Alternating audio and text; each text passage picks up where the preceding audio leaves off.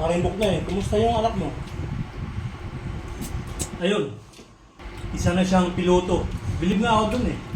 Galante sa girlfriend niya. Kahapon lang, bumili ng helicopter. Niregalo niya dun sa girlfriend niya. Eh, yung anak mo, pare, gusto naman. Yung anak ko naman, isang successful na businessman. Believe ako nun. Kasi pag, ayun din, galante din siya sa kanyang girlfriend. Bumili na sports car. Niregalo niya sa kanyang girlfriend. Ayos.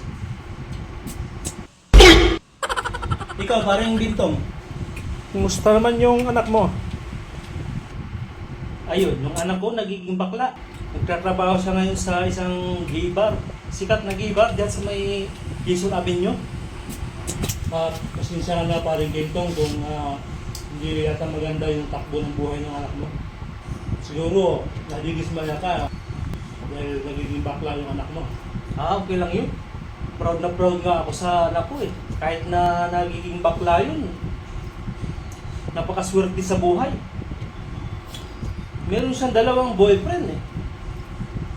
Nung nakaraan lang, niregaluhan siya ng helicopter. Tapos sumunod, niregaluhan din siya ng isa niyang boyfriend. Sports car naman. Ayaw, di ma. Proud ako sa anak ko. Yun.